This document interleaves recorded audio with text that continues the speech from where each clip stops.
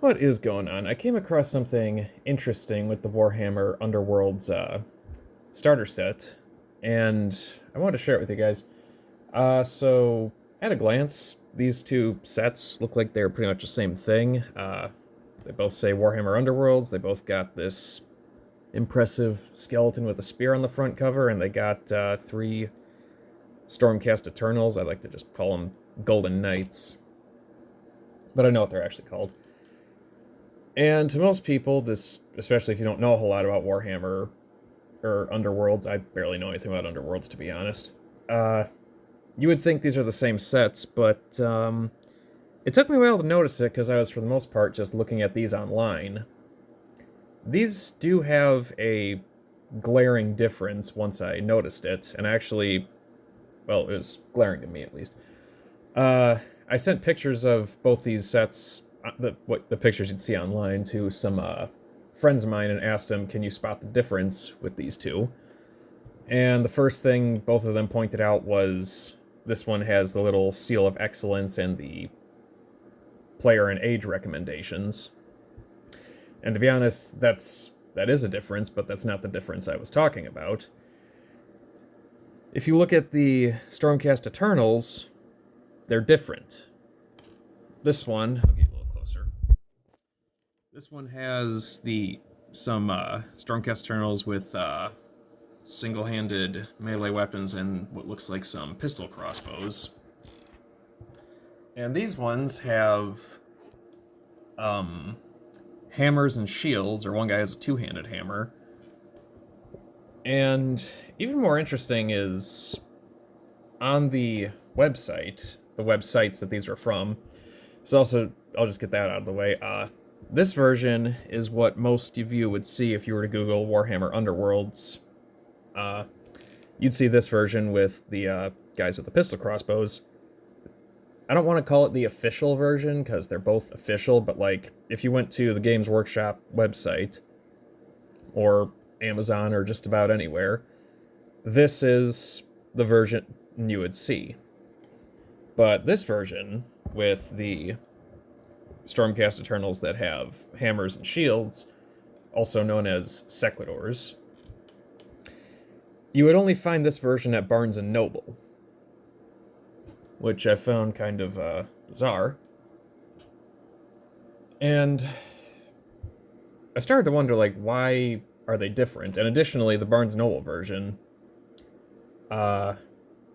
it's not as easy to notice that the Stormcast Eternals are different, because the picture of it is kind of small, and they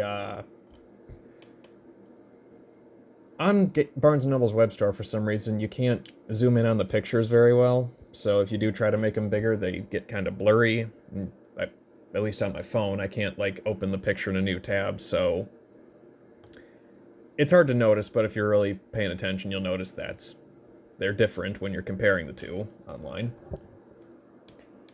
But in the description, it does say that this has the Iron Souls, I think they're called. Here, I got the back half of the box right here. I'll show you the contents in a minute. So, yeah, if you had the two boxes hand in hand, you'd see up here. Somewhere over here. 3 Iron Souls Condemner fighters, but on the other one that has the guys with the crossbows, it says 3 Farstrider fighters. Which really got me wondering, why are they so different? And even another big difference is the price.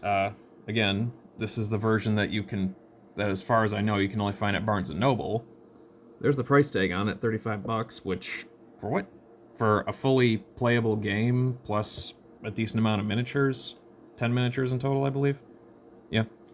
I don't think that's a bad price. Then there's the main version that most people would see. Right down here is the price tag. This one was $60. Now, and I'll just show off what's inside the boxes too. So, let's try this up. Just drop that.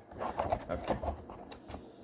Another odd thing about these two boxes is you'd think that, okay, they changed the miniatures, but the contents are going to be mostly the same. Well, for some reason on this version, again, the version that you would get, that most people would get, it has this text here, lift to find your rulebook, tokens, and game board, which, fun fact, you didn't have to. When I opened this up, all that stuff was on the top, and it was just a few things that were down in this little recess, but nothing was beneath this. Actually, maybe I'll just take a check. Yeah, there's nothing behind it. That's the first time I've peeled it off. But it has in multiple languages, you know, lift to find your rulebook, but the Barnes & Noble version has no text, probably because it's only sold at Barnes & Noble, which is largely English-speaking areas, so they wouldn't feel the need to include that. Additionally, this is kind of false info because it says lift to find the contents. You don't have to. There's nothing beneath it. Okay. So with that out of the way, here's the actual contents, and yes, it is in fact very different. So, again, this is from the main version. Here's the three Stormcast Eternal models with the small crossbows and one-handed weapons, except this guy has a bird instead of a weapon.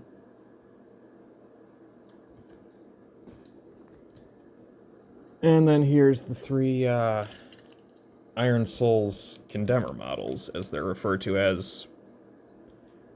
But this also comes into why I believe that the set was cheaper, is these originally were made to be the easy-to-build Sequitur models, and for those of you who don't know what easy-to-build means,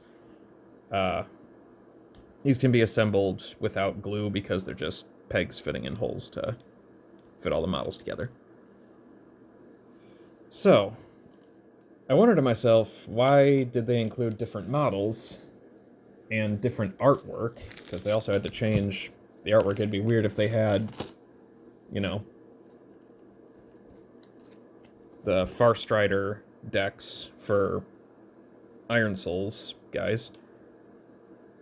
Also, I just noticed this character is looking at Miramorn Banshees and not skeletons. Interesting. So yeah, they had to do a lot of changes on this set just to sell it in what I'm assuming is one store and at a discounted price.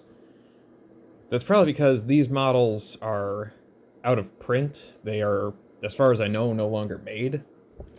So perhaps Games Workshop was looking to just get rid of them, and additionally, Barnes & Noble probably didn't want to charge $60 for this game.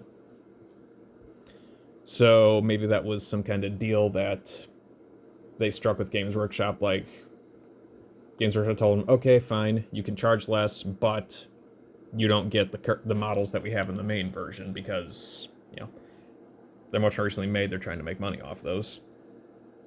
Not saying it's a bad thing, that's just how it works. But, yeah, it seems like a lot of effort to make a cheaper version, but then again, this is the starter set, so the intent is probably that people will see this at the store, they'll buy it, and then they'll buy some of the expansions for it. And because I want to keep this video short, I'm just going to briefly run through some other minor/major differences. Is on the instruction books. So again, main version right, Barnes & Noble version left. They both come with a read this first book, and there's, again, they've changed the artwork on the front. And I'll just show you the back page. They also changed something in this book as well, because in the Barnes & Noble version, flip it open, it just has some of the rules laid out, but in the main version, the final page has this artwork on it. Some very nice artwork, might I add. And also And then the rule book also has a slightly different layout. So again, this, they didn't change the front artwork at all. And the backs are identical. But for some reason, the layout of the text is ever so slightly different. Like this one has that skull with crystals in the middle, and this one has just a bunch of text. And there's other examples of how it differed, but I would be here for like a half hour if I had to go through every single little difference. And last thing, oh, not the last thing actually. Another thing I'll point out that is kind of a big difference is on these little punch cards. This is the one that came in the Barnes & Noble set, and this is the other, the main set. The Barnes & Noble version has... They cut the lines on these punch-outs pretty poorly. Like here, I'll punch out the exact same one on each. So, right here.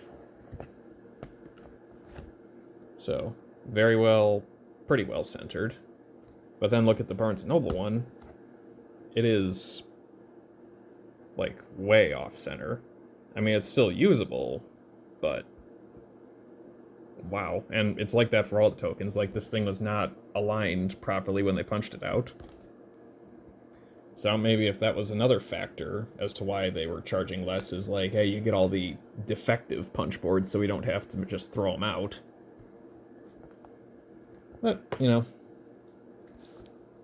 it's still usable. It's just interesting to me. And the game boards I looked at, they're already the same. And the dice included in each are the same. I didn't see any kind of like misprints on these. But yeah, so that's the main differences between these two sets, is the Stormcast Eternal models, and obviously one of the decks is different. But other than that, the skeleton models are all the same, and that's largely why I wanted to buy the second one, is I wanted more of these skeleton dudes. And I also wanted the Stormcast Eternals for Warcry. Crap, there's something I was gonna say. I guess that's gonna have to conclude all I have to say about... oh, now I remembered. I'll try to cut that out or something. So, the fact that this set had the Stormcast Eternals, I felt like they were sort of trying to hide it. Because not only can you not zoom in on any of the pictures very well on the web store, they don't include a picture of the Stormcast Eternal models. They include a picture of the skeleton models, but not the Stormcast Eternals, aka the Condemners, the guys with hammers and shields. But if you looked at the main version on any other, on like the Games Workshop official platform, they include very detailed pictures of all the miniatures included. Like individualized pictures of these guys. I think most of them you can even have like a 360 view of them. And then they have a picture of the skeletons, but again, Barnes & Noble version, they did not do that. They did not include a detailed picture at all of the Stormcast Eternals, just the skeletons. So part of me wonders if, I mean, if you read the description online, you'd be able to tell, it would tell you that it had the Iron Souls Condemners compared to the main one having the Farstriders, but to the untrained eye, people might not know the difference. They would just see the lowered price and be like, oh, same set, lower price. Well, it's not quite the same set. It does have different models. But aside from that, it's still a Warhammer Underworld starter set. It's still fully a playable game. Just to the untrained eye, someone could mistake it for having the Farstriders instead of the Iron Souls, which, if you really want the Farstriders and maybe someone buys this for another person as a gift, thinking it's the main version, that person might be a little disappointed. But I, on the other hand, wanted the Iron Souls, aka the Sequitors, and I also wanted those guys. That's why I was willing to buy both of these. So yeah, that finally concludes all I have to say about these differences. Hope you enjoyed. Hope this was helpful to someone. Bye bye.